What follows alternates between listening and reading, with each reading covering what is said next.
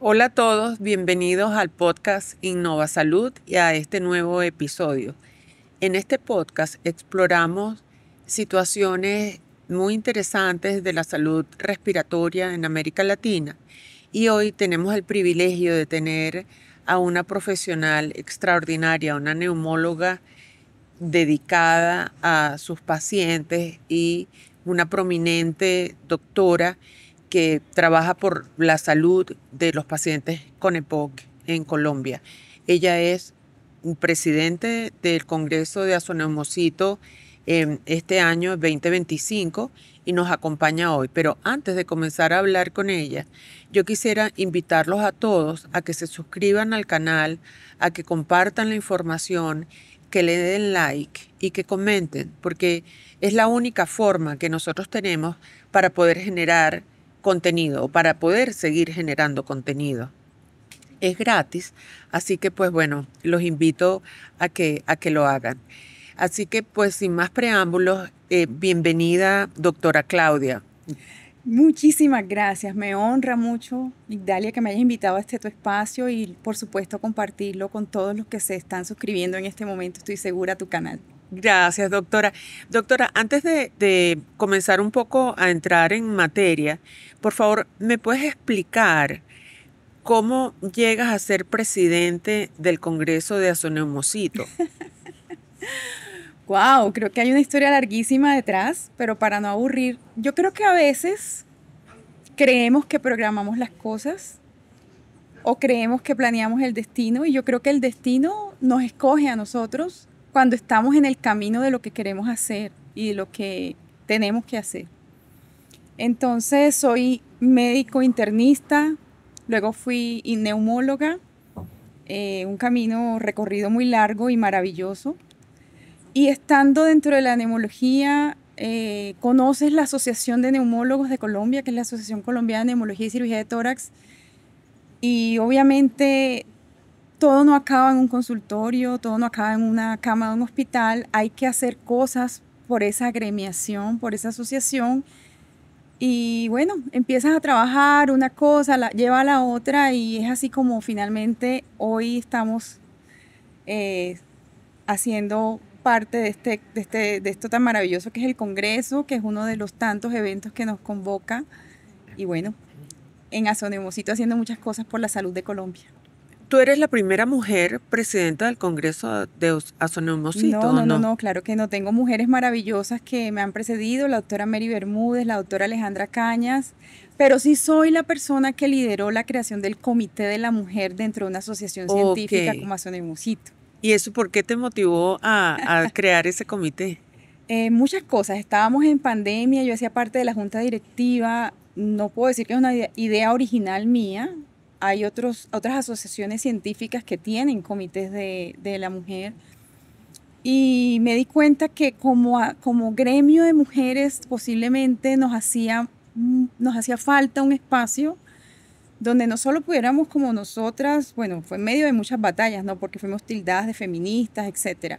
Demostrar que queríamos tener un espacio donde la salud respiratoria de la mujer se mostrara, porque hay diferencias entre la salud respiratoria de hombres y mujeres, que como mujeres pudiéramos sentirnos respaldadas, apoyadas en nuestras iniciativas, no solo a nivel científico, sino también comunitario.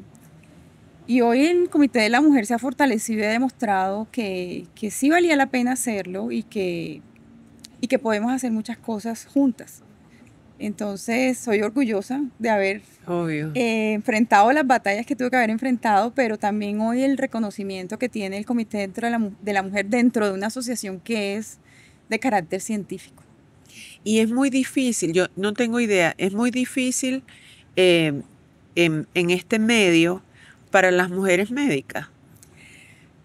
El poner un adjetivo de muy difícil o no difícil posiblemente sea complicado, pero en el Comité de la Mujer hemos debatido acerca de temas de los llamados techos de cristal. Es decir, aún a nivel altamente científico como este que tú estás viendo, las mujeres tenemos techos de cristal.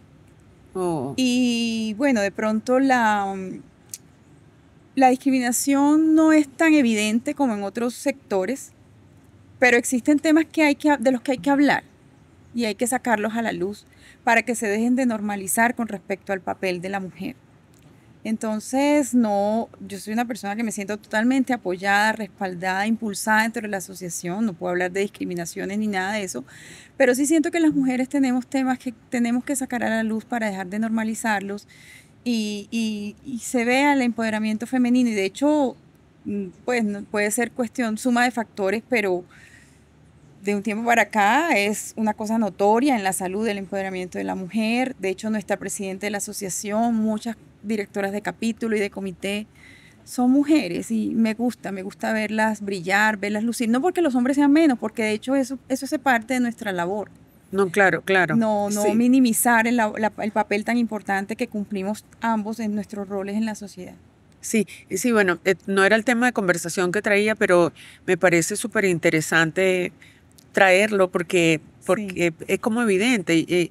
En otras áreas también, que es Sí, de cardiología y esto. Pero bueno, entrando un poco más en materia, tú eres especialista en EPOC. Yo quisiera que me explicaras un poquito en términos accesibles para nosotros, que no somos científicos, ¿qué es la EPOC? Ok. EPOC es la sigla de enfermedad pulmonar obstructiva crónica. Ok. La sigla es eso. ¿Qué significa eso? Fíjate que todavía sigue siendo un tema importante para nosotros los neumólogos. Se ha definido como la EPOC la enfermedad obstructiva crónica típicamente producida por fumar, en donde hay una obstrucción de las vías aéreas, que es crónica, y que produce una serie de síntomas como mayor dificultad para respirar, tos, producción de mucha expectoración, que se caracteriza porque tiene periodos de crisis que son peores que la condición basal y se llaman exacerbaciones. Pero entre nosotros hemos definido que no solo el fumar cigarrillo produce EPOC. Entonces es lo que se llaman epítopes de la enfermedad o etiotipos de la enfermedad. O sea, diferentes tipos dentro de una misma denominación. Entonces puede existir EPOC por cigarrillo, pero puede existir EPOC por humo de leña, que es muy común en nuestro país, o por biomasa, también se ha llamado así, o puede existir EPOC por exposición laboral, que todavía pues tenemos mucho trabajo artesanal en minas y todas esas cosas, o puede existir EPOC por el antecedente de una infección respiratoria como la tuberculosis. Entonces la EPOC es la obstrucción crónica de la vía aérea, pero ella misma tiene una serie de subclasificaciones dependiendo, por ejemplo, del origen. Ok, ok. Y entiendo que la EPOC es la tercera causa de muerte a nivel mundial. Así es.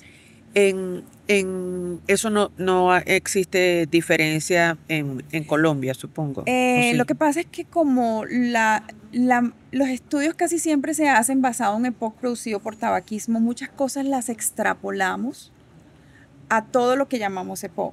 Ok. Hilando más fino es que hemos discutido, venga, todos los EPOC posiblemente no se comporten igual y de hecho hay estudios acá en donde, por ejemplo, las mujeres de un departamento que se llama Boyacá, que cocinaban en cocina cerrada con leña, tenían EPOC, pero era un EPOC que se caracterizaba por ser más bronquítico, es decir, había más síntomas bronquiales, mucha más tos, mucha más expectoración. Se comportaban clínicamente de manera diferente, mientras que los fumadores de pronto eran más disnea el síntoma principal. Ahora, si se mueren más unos que otros, eso creo que no hay un estudio en nuestro medio al respecto. Ok. Pero sí clínicamente puede haber algunas diferencias en el comportamiento.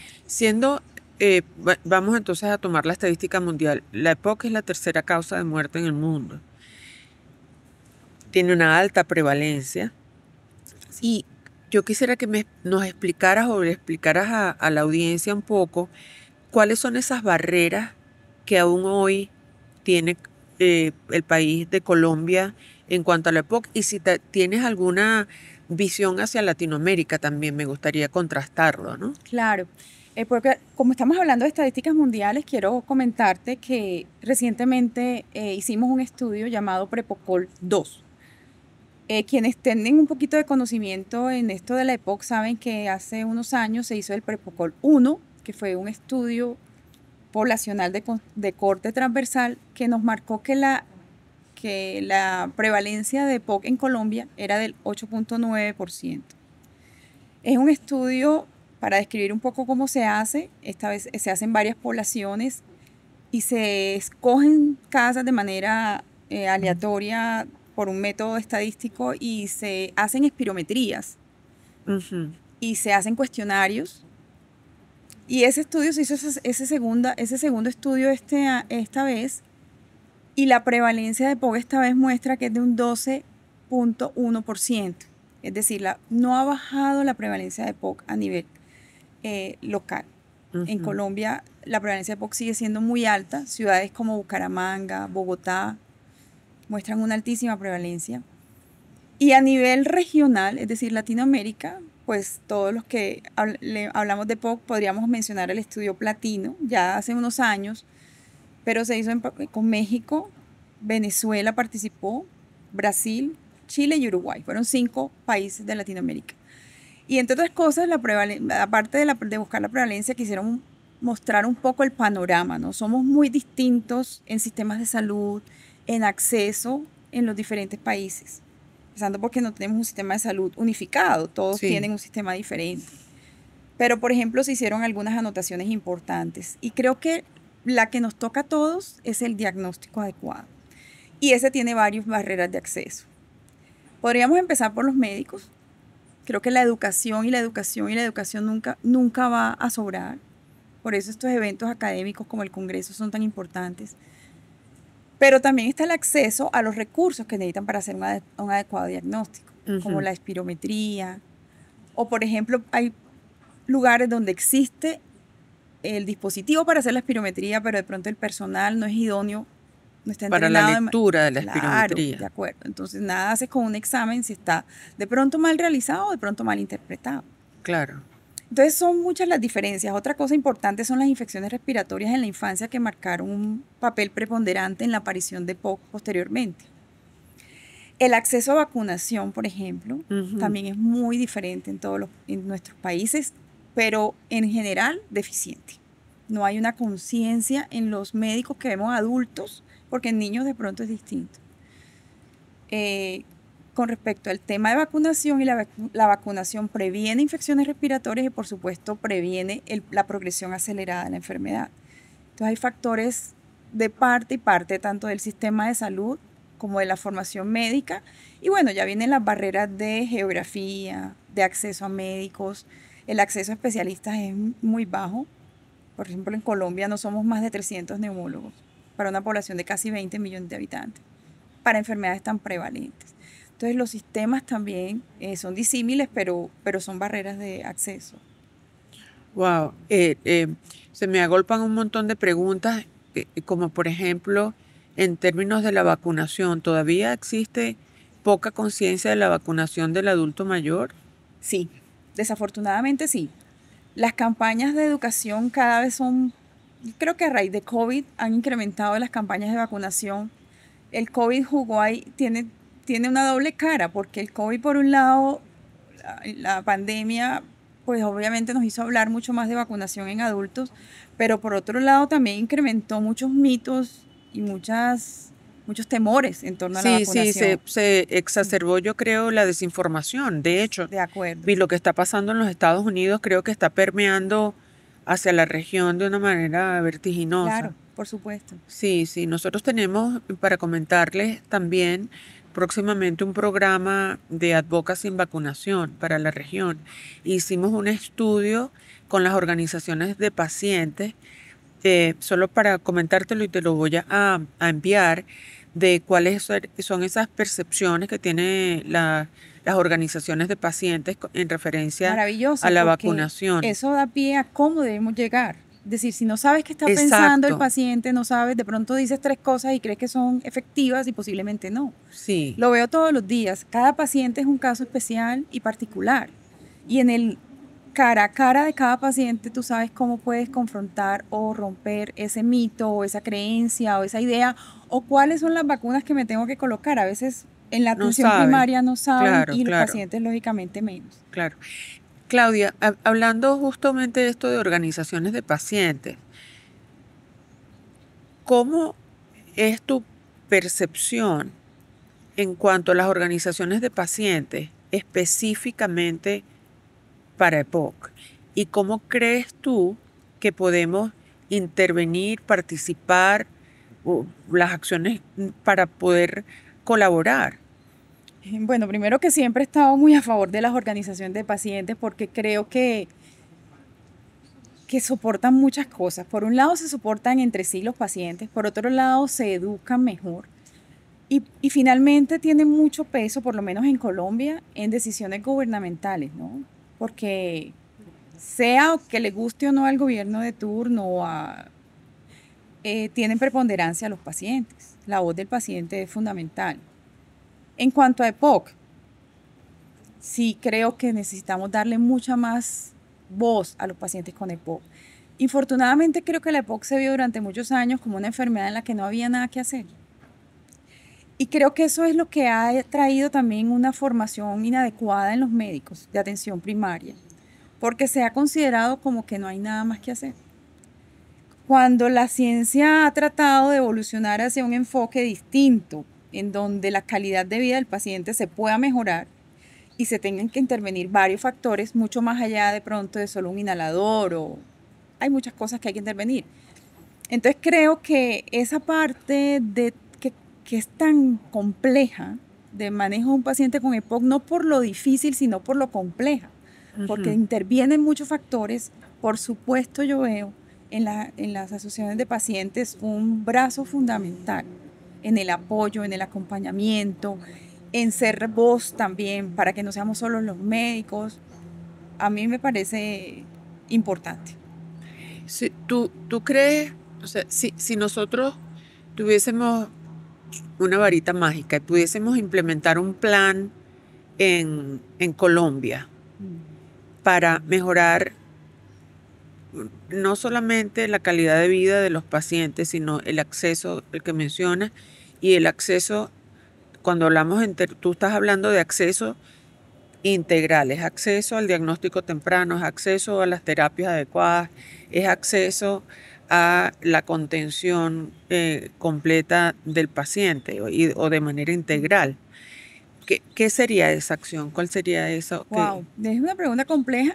Me imagino que muchos grandes pensadores de la salud la deben estar intentando resolver, pero pues obviamente puedo dar mi punto de vista y mi opinión.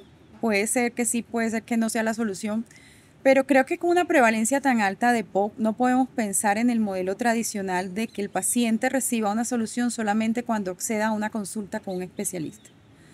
Pienso que debe haber una programación más amplia, con una base más amplia, totalmente coordinada, de programas especiales para pacientes con enfermedad crónica. Y hoy en día tenemos herramientas digitales y tecnológicas que nos podrían facilitar llegar a más personas y, por ejemplo, apoyarnos ahí sí en la atención primaria para hacer una cobertura mucho mayor, empezando desde el diagnóstico. Es muy lamentable que yo, como soy la especialista, a mí me llega un paciente después de que ha tenido muchos años de estar padeciendo enfermedad y ni siquiera esté bien diagnosticado y por ende ni siquiera esté bien tratado. Si el paciente consulta por primera vez a la atención primaria, obviamente remitirlo directamente a un especialista es un proceso engorroso y posiblemente no sea viable. Y posiblemente el médico de atención primaria esté diciendo, no tengo por qué remitirlo, yo lo manejo mientras tanto con esto. No estoy de acuerdo con ese método, no estoy tampoco diciendo que todos sean remitidos, pero si tuviéramos un programa que integrara de manera más horizontal los especialistas con la atención primaria, en donde desde partiendo del diagnóstico, revisemos nosotros ese diagnóstico y propongamos manejos sin necesidad de que tengamos que estar viendo al paciente, sino que eduquemos a esa atención primaria para que siga estos controles y detecte las señales de alerta, creo que ya con eso hacemos mucho. hacemos un montón, porque es que en la atención primaria va mucho paciente que nosotros no conocemos, sino infortunadamente cuando entró una unidad de cuidado intensivo o cuando entró una hospitalización. Entonces creo que esa sería como una de las ideas que yo tengo y que me sueño con que suceda, y de hecho trato de trabajar para que eso sea así.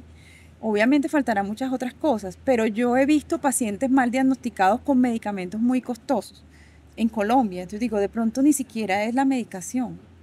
Que puede haber problemas de acceso, puede que sí, pero yo creo que ese no es el problema más grave que tenemos en Colombia. El problema más grave parte de la base, de diagnosticar bien al paciente, de no subestimar la enfermedad, Sí. que pasa muy frecuentemente. En asma, por ejemplo, pasa mucho. No, es que me siento mal, pero es que acostúmbrese, es que eso es normal, usted es normal que esté así, no ve que tiene una enfermedad. Entonces creo que desde allí parte todo. Entonces yo empezaría muy desde la base, acompañando el proceso del paciente desde que le diagnosticamos la enfermedad. Claro, ¿No? claro.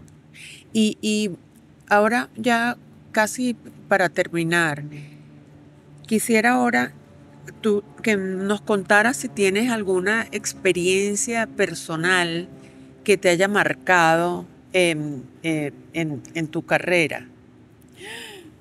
Ay, tengo tantas, Dalia, pero tantas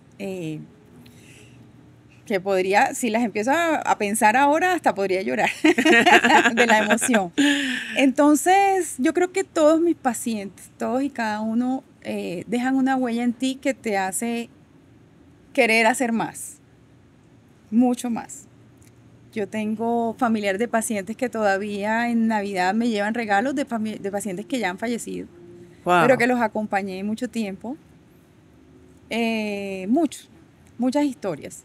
Creo que yo en neumología tengo un enorme agradecimiento por mis profesores, por las personas que me formaron, que me hicieron amar la neumología y a los pacientes. Yo eso creo que lo llevo siempre, esa, ese calor humano, pero al mismo tiempo esa disciplina académica. Y puedo mencionar el doctor Darío Maldonado, que en paz descanse, fue mi profesor tutor durante toda mi formación, y le siguen pues teológicamente muchos más, el doctor Casas, el doctor Torres, muy conocidos aquí en Colombia y en la región. Entonces creo que entre los pacientes y mis tutores, como te digo, puede ser que uno diga que eligió el camino y resulta que de pronto hay cosas que el camino te va dando, a ti te va poniendo. Y creo que es lo más satisfactorio de mi ejercicio profesional. ¿Y qué te inspiró a, a irte por este lado de la medicina, por la neumología? Wow, no me dijiste que me ibas a hacer preguntas tan difíciles. No, creo que fueron la suma de cosas, como te he dicho ahorita. Y al ver que las cosas que hacía me llenaban de satisfacción con los pacientes, porque ¿qué podemos decir? O sea, yo escogí esto porque, no sé, porque era más rentable, porque era más suave, porque era más fácil, porque no puedo decir que sea una cosa en particular, ni mucho menos decisión mía por bienestar propio, porque no fue así. Fueron surgiendo en el camino situaciones que me llevaron, por ejemplo, yo ahora tengo todo un programa de pacientes con EPOC porque alguna vez lo propuse al asegurador principal con el que yo trabajo. Al ver que la forma en que se deben atender los pacientes es la que yo he considerado toda la vida, de un programa donde se le haga un seguimiento, un acompañamiento. Y después de muchos años, porque eso no estaba instaurado en la ciudad donde yo estaba, yo venía de la fundación neumológica donde sí se manejaba así, y esa espinita me quedó de que yo siento que estos pacientes se pueden ver mejor, porque era muy frustrante verlos en una consulta y después no saber qué pasó con el paciente, y Claro. posiblemente si lo volví a ver, había tenido crisis, hospitalizaciones, y yo no había podido estar allí. Entonces eso es como el producto de las cosas que te van sucediendo y de lo que tú vas proponiéndole a la vida, y en algún momento dijeron, bueno, sí, vamos a hacer esto, posiblemente por intereses diferentes. Posiblemente aquí había un interés de un tipo y acá otro, pero finalmente confluyen esa suma de intereses y permiten que tú hagas un trabajo de manera diferente, y es satisfactorio ese logro. Entonces, como te digo, posiblemente son suma de cosas lo que lo inspiran a Sí. uno, ¿no? Y un mensaje, sí, un mensaje para los estudiantes de medicina. Ujú. ¿Cuál sería ese mensaje? Wow, gracias por darme este micrófono para hablarle a los estudiantes. Yo soy una enamorada de las personas que están en formación, porque creo que allí es donde está el nicho de todo. Primero, neumología no es solo uno o dos inhaladores, es un campo grandísimo de personas que son toda una integralidad. E independientemente de cuál sea el camino que escojas en la medicina, siempre vas a tener un paciente con enfermedad respiratoria frente a ti. Entonces yo lo único que les digo es que aunque no vayan a ser neumólogos, estudien mucho neumología, porque es importante ahora diagnosticar a tiempo un paciente con enfermedad respiratoria, cualquiera que sea, y tú lo sabes, y tratarlo bien puede hacer la diferencia entre la vida, la muerte y la calidad de vida. Porque a Sí, veces yo digo, un paciente con EPOC, no se murió en 5 años ni en 10, pero vivió 20 años y pueden ser muy mal vividos o bien vividos dependiendo de su terapéutica. Entonces, ese es como mi mensaje para ellos. gracias, Claudia. Un millón de gracias por la deferencia. Yo sé que estás súper ocupada con el Congreso y para nosotros ha sido un honor tenerte aquí en este episodio de nuestro podcast Innova Salud. Un millón de gracias. Gracias por tenerme en cuenta. Para mí es un placer estar aquí, de Gracias verdad. por tu generosidad también, porque creo que debo honrar la labor que has hecho con las organizaciones de pacientes que están hoy acá presentes en el Congreso, que es primera vez que tenemos un espacio tan grande y es debido a ti y a tu tesón y a tu esfuerzo y a la pasión que le metiste para que todas las organizaciones de pacientes de Latinoamérica estén aquí hoy. Muchísimas gracias, Claudia. Bienvenidos y todo mi respeto para ustedes. Gracias. Gracias. Hemos concluido el episodio del día de hoy. Les damos las gracias por llegar hasta acá. Hemos recorrido brevemente sobre lo que está pasando en EPOC en Colombia. Y pues bueno, si les ha gustado el episodio, por favor, denle like, coméntenlo, compártanlo. Porque como les decía al principio, es la única manera de que nosotros podemos tener para seguir generando contenido de este tipo. Muchísimas gracias y nos vemos en el próximo episodio.